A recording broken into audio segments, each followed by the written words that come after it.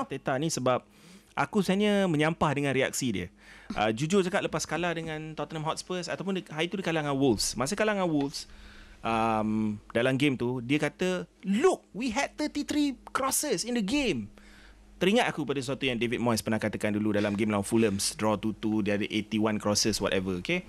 Then fast forward pada game yang baru ni kalah dengan Spurs, aku sendiri tengok the whole game. Yes, they had possession the second half, but like you said, balance of the game, Spurs already had the advantage.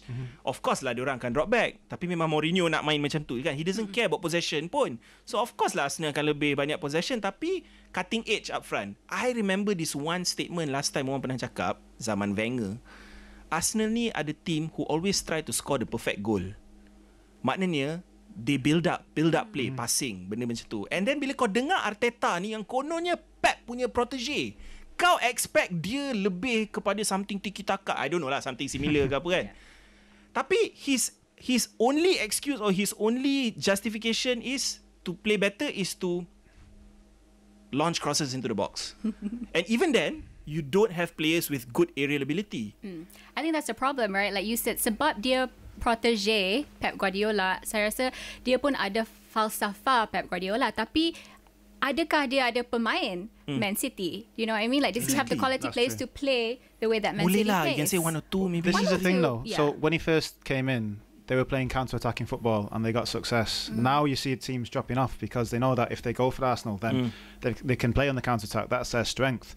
So you saw on Sunday against Spurs, Mourinho playing with a medium press and dropping off a bit and then hitting them on the counter-attack. I think that teams maybe have worked them out. And if they are playing a lower press, you need that number 10. And there's no Ozil, there's no Cazorla, there's no Wilshere, you know, there's no Ramsey. So what they can't open and that's that the thing. I don't get Arteta. Aku tak faham Arteta bila dia cakap it's maths, it's pure maths, it's simple maths. Itu yang dia cakap kan. He says that the more crosses that go in, the chances of you scoring a goal is high. But then when you actually see the Opta stats yang kata pasal ada setengah dipatahkan, ada yang tak jumpa Arsenal players, ada Arsenal players yang are not good in the air. Aubameyang jenis player yang he likes the ball to feed. He likes his, he likes to play that way. Dia bukan, kalau you look at the statistics of his goals as well, Oba tak banyak skor guna kepala dia. So apa Lacazette? Siapa? Bukayo Saka. I think he's trying to find the solution because he doesn't have that number 10 and they can't open teams up. That's the reality of it. So, but okay, one question to you as a player, and you may see this because you train with professional players, with strikers. Why is Aubameyang struggling to score?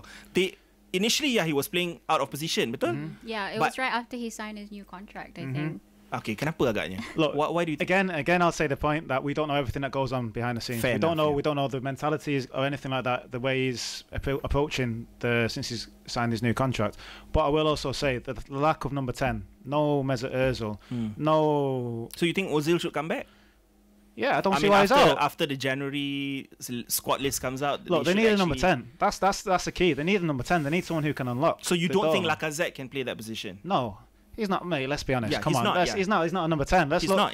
You look at every quality team, whether it's Mason Mount, whether it's Fernandes. For us, you know, it's vital. So they can't play with a false 10, but they need an actual number 10. They need someone who can, pick up the ball in tight areas, turn on a half turn and play, drag people out of positions. Because at the moment you saw them against Spurs, they couldn't break anyone down. There was no movement, rotation of anything, and that's why I think he's trying to find a different way to play, getting crosses in. One more incident yang aku menyampah.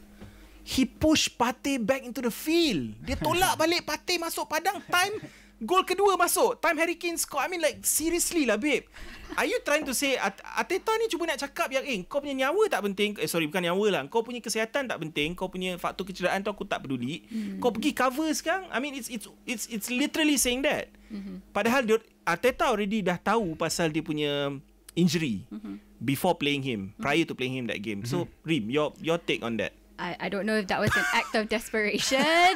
Tapi again, I'll always go back to Liverpool and like Klopp's philosophy. You know how he always takes his time in bringing his players back after an injury, and orang selalu question kenapa, why does he take his own sweet time? Dia dah start training semua, kenapa dia tak boleh masukkan player je dalam game ni, especially game yang besar. Tapi that's the whole point. You don't want to risk your players, right? So I'm answer that question. But his excuse, he was asked about this Oh, after the game. there was an excuse. Okay, I didn't his know what his excuse was, it's such a dumb excuse. Dia kata untuk prevent Harry Kane's scoring opportunity, which he didn't prevent in the end lah. Kan? Tapi that was the reason. But Partey's an unbelievable player, by the way. So in my head, if he's off the field, I'm going to push him back on the field. I'm just going to say whatever you need to do. It's a confidence thing, right? But for yeah, the team as well. I feel though. But I remember one game at half time, I had a knock to I'd cut open my lip. I'd had two injuries to my legs. Okay. But the manager said, "You're going back on. No matter what, you're going back on." And I was going to say this. Yeah, you're used to injury and stuff like that. So obviously, there's being in that same. Okay, I get it. But levels. It's different levels of football. But what I'm saying saying is injury. Sorry. Yeah, but at the end of the day, you've played with injury before. Have you faced similar situations?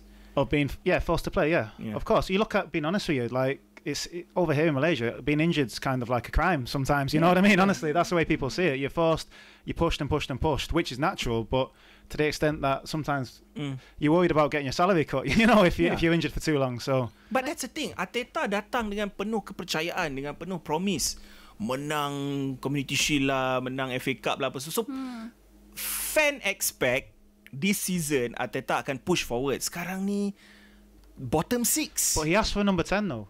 Sorry. Go on. No, he's passionate. He asked. I'm defending the manager here, but he asked for number 10 and he didn't get a number 10. And then whatever's happened with Ozil, which we don't know, you know, the manager needs full control, and it doesn't seem like with the signings they've made, there's only Gabriel and Partey who've come in. That seems to be his signings. Lepas tu Lalas nampak macam Mourinho kesian dia kan.